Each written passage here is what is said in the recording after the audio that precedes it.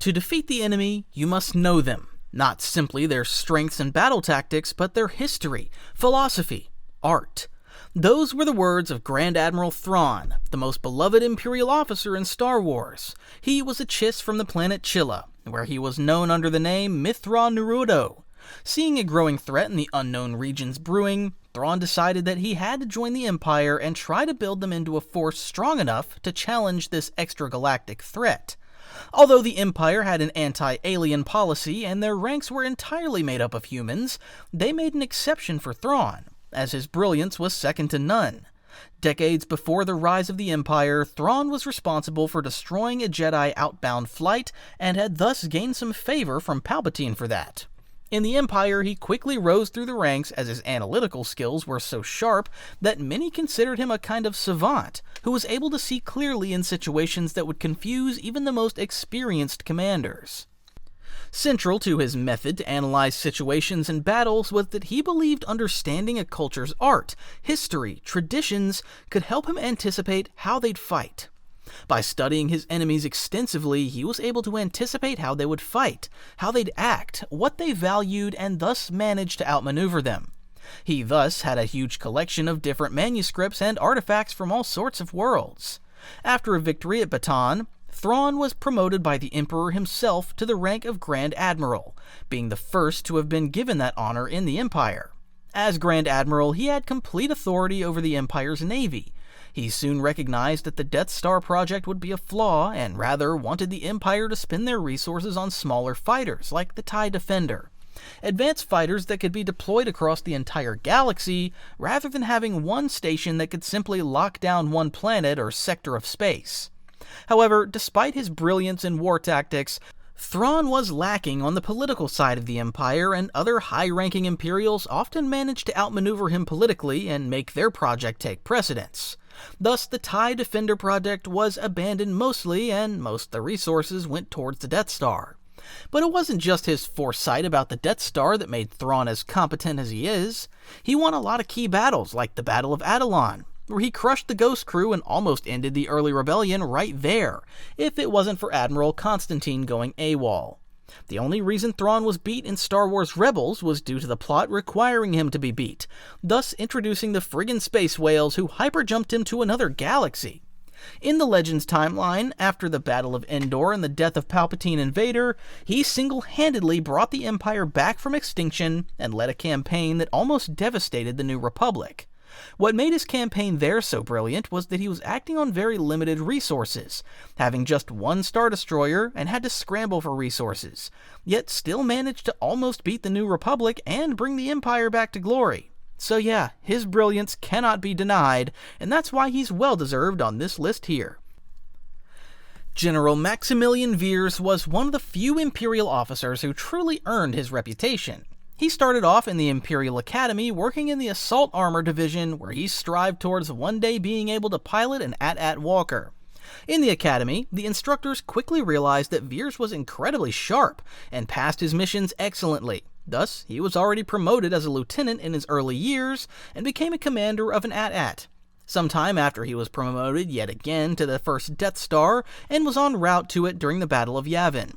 However, before his shuttle could reach it, it was shot down by an X-Wing and crash-landed on one of Yavin's moons. He survived the crash, however, and dodged the destruction of the Death Star by pure chance. As a lot of the Empire's highest-ranking officers perished on the Death Star, the path for Veers' rise in the Empire was cleared. After that, Veers proved himself time and time again in more than a dozen campaigns during the early years of the Galactic Civil War. He was a brilliant ground warfare tactician, the kind of commander who didn't just sit behind a holotable, but placed himself directly on the battlefield. Due to his willingness to put himself at risk to achieve the results he had, it earned him respect from Grand Admiral Thrawn. His skill eventually caught the eye of Darth Vader, who personally promoted Veers to general, made him a key part of Death Squadron, and entrusted him with leading his personal ground forces. Unlike many officers, Veers also had the courage to speak his mind in front of the Sith Lord, which was quite a risk, as Vader was well known to execute officers if they'd voiced their opinions unasked. When he and Admiral Ozzel were summoned to Vader's fortress on Mustafar, Ozzel mocked the rebels as little more than vermin.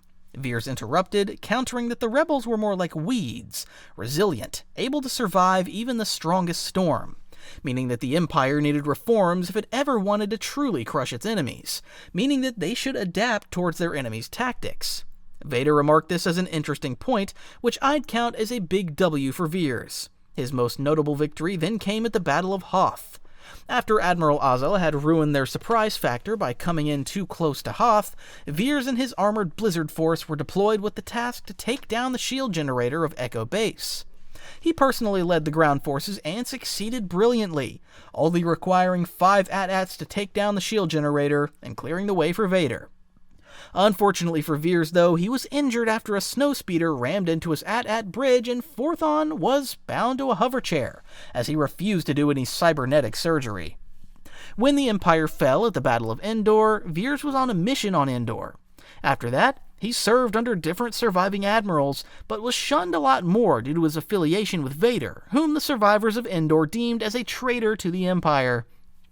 He eventually got demoted and died on a suicide mission during the reborn Palpatine's Dark Empire campaign. Cassio Tagge was not just another cog in the Imperial war machine. He was born into immense wealth from the family behind Tagge Company. He went on to join the Empire as he always had a great interest for military strategies. He quickly rose through the ranks and in just 4 years became a general of the Empire. This was partly also owed to the fact that Tagge Co. was openly supporting the Empire with resources and funds, but that doesn't take anything away from Tagge's brilliance. He had a great understanding of data collection and analyzing the data into strategies. He was further known as someone who didn't participate in the political bickering of his peers, and rather just tried to stand out by providing results to Palpatine himself. Due to that, he had direct contact to Palpatine's office and soon served as Chief of the Imperial Army and sat on the Joint Chiefs, a military advisory board that reported directly to the Emperor. Due to his standing with Palpatine, he was met with a lot of jealousy from other officers in the Empire. A frequent critique was that they said he was a conservative, unimaginative ground commander who lacked the understanding that the Navy could simply crush worlds from orbit and a ground force wasn't even necessary, as the Navy's Star Destroyer could just rain fire down on any resistance. But this thinking was, of course, incredibly flawed, and Tagge proved them to be so. For example, Tagge quickly noted that rising rebel threat couldn't simply be dealt with by having a navy and required military presence on the ground. Also, unlike most of his peers, he recognized the rebels as a growing and incredibly dangerous threat to the Empire. He was a vocal proponent to dedicate more resources towards increasing the occupations on the ground, as well as moving forward with the constructions of the Super Star Destroyer instead of dedicating this many resources towards the Death Star. Unlike Tarkin, Tagge found the Death Star a complete waste of a design, and absolutely void of any logical military strategy.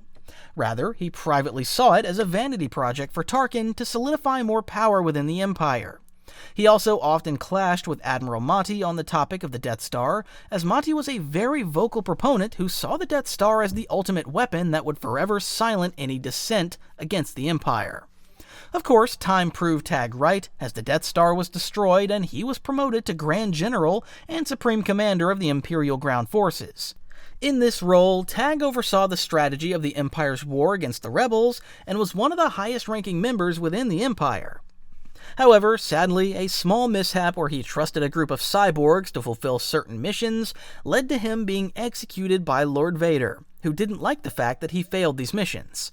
Still, despite the rather unhonorable death, he still is one of the few Imperial officers who actually foresaw the Death Star destruction, and his tactics were still taught within the Empire till its end, as his command on the battlefield were unmatched. Ultimately, it was his overconfidence over Vader that were his undoing rather than his lack of competence. Are we blind? Deploy the garrison! I don't know why this line stuck with me specifically, but I just found it so funny how we see explosions all over Scarif and everyone just kind of stands there, and they require Krennic, an outsider, to tell them what to do. Unlike Veers, Thrawn, or Tagge, Orson Krennic wasn't a military commander, but rather one of the greatest project managers the galaxy had ever seen. Obviously, he was the main man behind the construction of the first Death Star. The battle station was one of the most ambitious engineering feats in galactic history, as nothing like it had been seen before. A station of the size of the moon, with a massive super laser that was supposed to be able to destroy entire planets, and also housing an entire city within its structure. What a grand design! That's why it required staggering amounts of resources, manpower, and coordination between countless corporations, research teams, and shipping companies, which, mind you, most of whom had no idea what they were really working on. Not to mention all the political maneuvering Krennic had to do within the Empire to further get funds for his project, while also keeping tabs with the ISB to keep the project a secret from basically anyone within the Empire as well as outside of it. If you really think about it, it's a sheer miracle that a project on this scale was kept secret up until the last stages of its construction. Of course, we saw how all these events played out in the Andor series, which I'd highly recommend you to check out. Krennic's success was driven by a mix of traits that few could match. He was incredibly ambitious, focused, organized, and seemed technically knowledgeable enough to recruit specific specialists, while at the same time still managing to keep them happy enough to keep working for him. Furthermore, he was a master manipulator, as seen with how he kept manipulating Galen Erso to keep him happy to work on the super laser. Mind you, Galen had no clue his research would be used for a weapon and thought it was for an energy program. Managing all these moving parts is certainly a feat that only few could do, be it here on Earth or in a galaxy far, far away. If Orson Krennic was on Earth, though, he'd definitely be some star CEO and probably one of the greatest managers in the world. However, despite his competency at managing the Death Star project, he was still often mocked by the likes of Tarkin for all the delays in the project, as the Empire didn't have much leeway for any sort of failure. To make matters worse, when the Death Star was finally completed after several delays, Tarkin took his greatest achievement and took all the credits for it, showing that Krennic did have a certain political adeptness. In the end, Krennic became the victim of a very project that defined his career, consumed by the super weapon he had worked so hard to build. Dedra Meero was one of the most determined and methodical officers within the Imperial Security Bureau. She was born on Coruscant to criminal parents and thus, after their arrest, was raised in an Imperial facility. From her upbringing in the Imperial cog, she became a calculating and perfectionist individual who saw the Imperial structure as absolute order, believing in its values fully. She quickly rose to a lieutenant within the ISB enforcement branch, where she stood out for her extraordinary ambition. That drive led her to transfer into the investigations division as a supervisor. There, her view for the bigger picture once again made her stand out against her peers, as she quickly saw the isolated rebel attacks as a bigger picture and that they might all be connected to a wider rebellion. With her persistence, which often went over the heads of other supervisors as her way of collecting information often conflicted with their authority, she managed to get the Axis desk to hunt down the figures she believed to be orchestrating the rebellion. In 4BBY, her sharpness earned her the notice of Director Orson Krennic, who appointed her to oversee the suppression of Gorman in order to get to their minerals without having the Gormans rise up against the Empire. She did that by instigating a rebel group and painting them as terrorists, thus gaining the favor of the other Imperial worlds that there had to be order brought to Gorman. The resulting Gorman massacre in 2BBY was carried out under her command exactly as planned. However, her primary obsession had always been finding Axis, and forth on, she became even more obsessed to find the orchestrator of the rebellion. Finally, right before the Galactic Civil War, Dedra finally managed to find Axis, who was hiding under their noses the whole time on Coruscant. The way she connected the dots was once again by scavenging different isolated incidents together and then following these back to Luthen's workshop. But sadly, her pride about this accomplishment became her downfall. To arrest Luthen, she went into the shop by herself and gave him a whole monologue to revel in her victory. However, this gave Luthen the chance to kill himself by stabbing himself with a knife. Dedra acted quickly and tried to keep him alive, as the information that he held would have foiled the rebellion. But while she was standing guard to protect Luthen, the ISB cracked down on her decision to arrest Axis by herself. It turns out she had used unauthorized access to classified Death Star data to find Axis. However, the data she gathered was leaked by Lonnie, the rebel spy within the ISB, and given to the rebellion. Also, while she was interrogated for her unauthorized access, Luthen was killed in the hospital, meaning all her efforts were for nothing. It's amazing how competent she actually was at connecting loose ends to a bigger picture, and she was probably one of the best in the ISB at that. However, sadly, the Empire itself cracked down on her by removing her from the guard post when Axis was in the hospital, as well as limiting her access in general. Who knows what would have happened if she could have stayed at the hospital and guard Luthen herself and later interrogate him. Perhaps all the information Luthen held could have been discovered by the Empire. Ultimately, she became a victim of the Imperial machine she served so faithfully and was imprisoned for her failure to capture Axis. Gillad Pellaeon is best known as being the second-in-command during Thrawn's campaign to bring the Empire back from extinction. But did you know that after that, he'd prove himself to fill the shoes of the Grand Admiral himself and become one of the greatest Imperial officers? He was born on Corellia and joined the Republic Judicial Forces.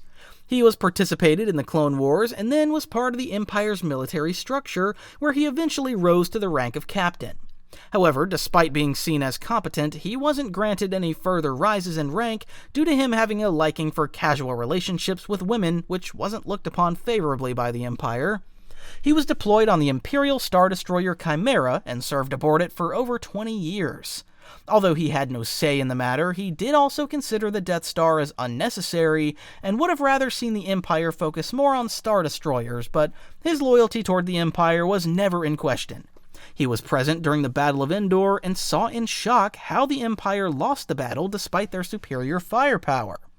After that, he retreated the Chimera into the unknown regions. To his surprise, he was contacted soon by Grand Admiral Thrawn, who was impressed with the way Pellaeon had kept the Chimera intact despite the lack of Imperial command.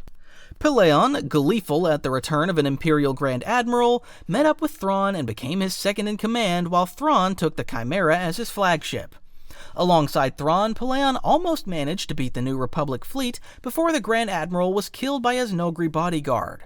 Pellaeon went to take the remaining Imperial fleet and fled to the unknown regions with them. There, alongside other Imperial officers, he rebuilt the Empire and managed to amass decades of Star Destroyers and became an admiral in the Imperial Remnant. After another failed campaign against the Republic, he sought peace with them, and thus created peace in the galaxy, where the Imperial Remnant and the New Republic could coexist. During the Yuuzhan Vong invasion, Pellaeon fought against them and witnessed their victory over them, being a high-ranking member in the Galactic Alliance. He died later during a battle at Fondor, but left a long-lasting legacy on the Imperial Remnant, as they literally named a new Star Destroyer class after him with the Pellaeon-class Star Destroyer, and also one of the Fel Empire's flagships was named after him. Rae Sloane was one of the few female officers that actually made it to the top of the Empire. Born on Ganthel, a core world riddled in crime, she ran away from her family to join the Empire, as they had shown to her that they could bring order to Ganthel. She passed the Imperial Academy with bravura and became a lieutenant at the Defiance Flight Training Institute. She was exceptionally smart and had great skills in mathematics.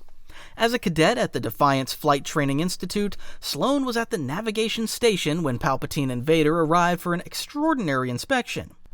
The commandant of the school, an old Republic naval officer named Pel Balo, had secretly plotted to assassinate them by jumping the ship directly into a star. But Sloane double-checked the hyperspace bearings by using her mathematics skills and realized what was happening. She went on to prevent the attempt, and Vader executed Balo for treason. Sloane's quick thinking did not go unnoticed, and she was promoted to captain. By the age of 30, she achieved what was almost unheard of by commanding her own Imperial-class Star Destroyer. Mind you, this was before the destruction of the first Death Star, when such opportunities were even rarer. Over her career, Sloane's record was exemplary. She uncovered conspiracies against the Empire, including one orchestrated by Count Demetrius Vidian, a so-called efficiency expert. She took part in many of the Galactic Civil War's major battles, proving herself again and again as a reliable and talented commander. Despite being present during the Battle of Endor and having achieved the rank of Admiral at that point, even she couldn't stop the Empire's loss there. After their loss, she gathered some Imperial remnants and retreated to the unknown regions, forming the Imperial Future Council there under the guidance of Fleet Admiral Gallius Rax. However, the summit of the Imperial Future Council was betrayed by Gallius Rax, as he wanted to weed out any incompetent officers, and rebuild the Empire with only the most competent of the Empire. The only one to survive the ensuing battle at Akiva would be Sloane. After surviving these events, she was promoted to Grand Admiral of the Imperial Remnant with promise to even become the Empress eventually. As Grand Admiral, she was elemental to rebuilding the Empire into the First Order, where she sought to learn from the Empire's mistake and build the Empire into something even stronger than before. Piet, you fool. These 3 simple words have burned into my mind from the Battlefront 2 campaign, where we were introduced to none other than Garrick Versio. When reading up on him, it turns out he was actually one of the sharpest minds in the late Imperial War effort. Versio came from Vardos, a planet in the core world. Before the Empire, Vardos was impoverished and backwards planet riddled with crime and having little economic prospects. When the Empire came up, Garrick Versio saw the chance to finally change Vardos' fate. Under his leadership, the planet vowed absolute loyalty to Palpatine. With that, it started to flourish and became an important world. Its flourishment to an imperial utopia under Palpatine's rule became an example to the rest of the galaxy of what loyalty to the Empire could bring. This bound Versio to Palpatine as he saw the Emperor as the main reason for his planet's rise. He then joined their ranks in the Imperial Security Bureau at first before becoming an admiral eventually. Versio's talents carried him into the Imperial Security Bureau, where he eventually rose to the rank of admiral. He was very capable and gained a reputation as a ruthless loyalist, becoming trusted enough by the Emperor himself to be tasked with hunting down some of the most dangerous rebel cells in the galaxy. To do so, he brought his daughter Iden Versio into the Empire, having raised her to be an Imperial loyalist.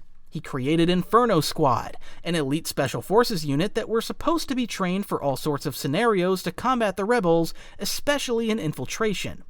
Garrick Versio understood that it was essential to root out the rebels at their cause, and Inferno Squad should be the key to that.